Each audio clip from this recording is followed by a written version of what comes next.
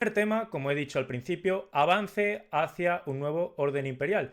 Y es que se ha observado un resurgimiento de lógicas imperialistas en el ámbito global. Rusia adopta una política militarmente agresiva, China ignora los acuerdos internacionales cuando afectan intereses y Estados Unidos, bajo el liderazgo de Donald Trump, busca acuerdos con Vladimir Putin sin consultar a sus aliados europeos. Esta tendencia ha sido discutida en la Conferencia de Seguridad de Múnich, donde se comparó, atención, con los acuerdos de Yalta de 1945 y la política de apaciguamiento de 1938. El presidente finlandés, Alexander Stubb, sugiere que el mundo se enfrenta a tensiones similares a aquellas épocas.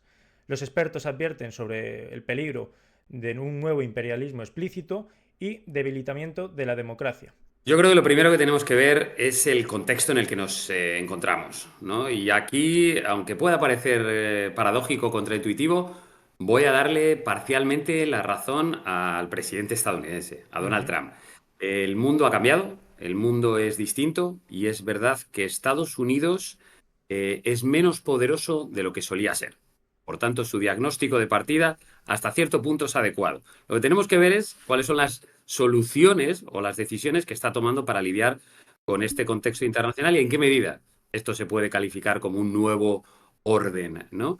Eh, y esas medidas que está tomando, sobre todo, responden a lógicas nos retrotraen casi al siglo XIX y XX. Vemos Estados Unidos o Rusia que están intentando tener mayores esferas de influencia, conquistas territoriales, en el caso de Rusia, y eso no va acorde a un liderazgo del siglo XXI. China, y luego hablaremos más de China, pero realmente sí que está potenciando ese liderazgo geopolítico, esos avances tecnológicos y eso presenta una ecuación, un contexto internacional al que no estamos acostumbrados, pero yo intentaría evitar estas comparaciones con periodos pasados o retrotraerse a episodios que ya sucedieron. La coyuntura actual es muy particular.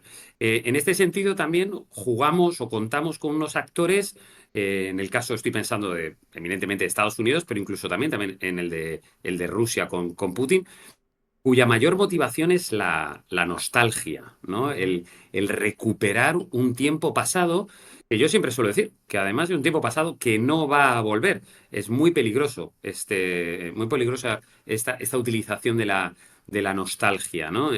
Ese Make America Great Again, como si pudiéramos volver a los años 60, donde se vendía esa previsibilidad, los coches en Estados Unidos se hacían en Detroit, la economía funcionaba, se sabía cuál era el enemigo, los soviéticos, había una cierta certidumbre. Y lidiar con la incertidumbre es difícil, es complicado. Y es en el escenario en el que estamos ahora. Por parte de Rusia, pues también Putin es un amante, ¿no? de esa Rusia, en aquel momento Unión Soviética, eh, todopoderosa, pero esa Rusia no va a volver más. También mencionaremos luego algo al respecto. Por tanto, yo tendría mucho cuidado con esta idea de un nuevo orden.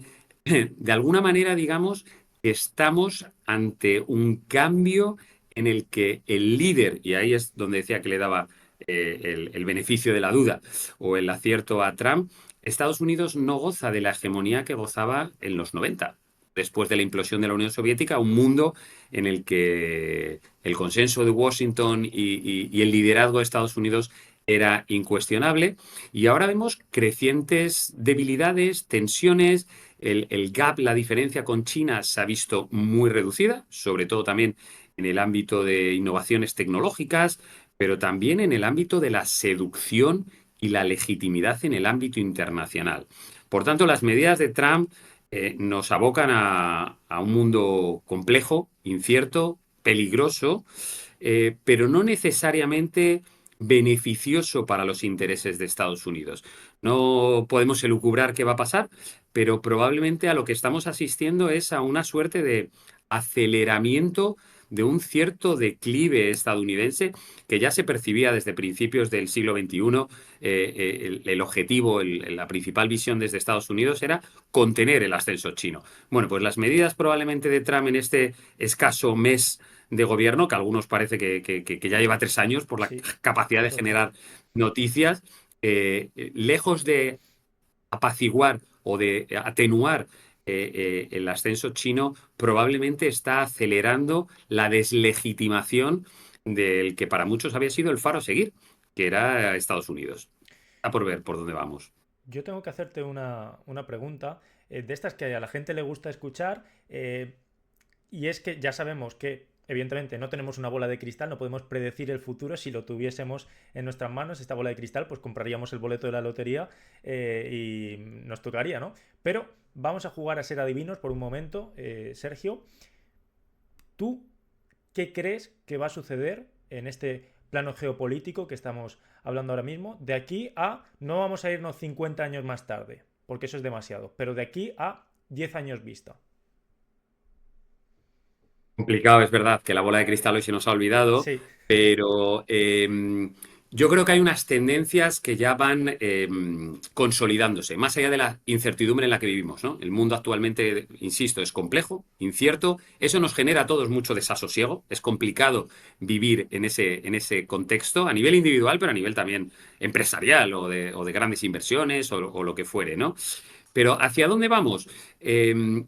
Hay, a mí me gusta la obra de unos colegas sudamericanos que hablan de los dos nortes y un sur diverso. Yo creo que están consolidándose dos polos, no me gusta hablar de polos, pero dos nortes, dos referentes. Por un lado, Estados Unidos, claramente, con esta énfasis trampista en intentar consolidar el America First, el intentar recuperar nostálgicamente esa visión de liderazgo, que me temo que, insisto, que no va en esa dirección en los resultados y los efectos. Y por otro lado, otro actor que ya lleva mucho tiempo creciendo y que ya nadie se le escapa el poder que tiene, es China.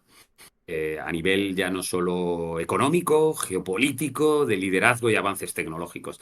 En ese sentido, esos dos grandes actores están llamados a tener un peso fundamental con una singularidad importante. Mientras que Estados Unidos funciona a golpe casi de tweet, a golpe de sí. atracción de atención por parte de Trump y los que ahora le rodean, ¿no? Esto que algunos han llamado de tecnocasta, China piensa a medio largo plazo.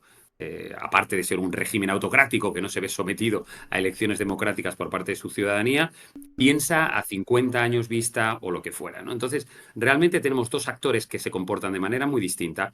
Y luego, esto que se llama un sur global diverso, una pluralidad de actores que tradicionalmente podían estar más o menos siguiendo ciertos postulados occidentales o ciertas esferas de influencia y que cada vez más China está teniendo una capacidad de seducción y de ganar legitimación. Estoy pensando en la diplomacia de vacunas, estoy pensando en plataformas como los BRICS, estoy pensando en esas inversiones que hacen, cuidado, no altruistas, pero sí sin condicionalidad política en muchos lugares de América Latina, de África, del sudeste asiático.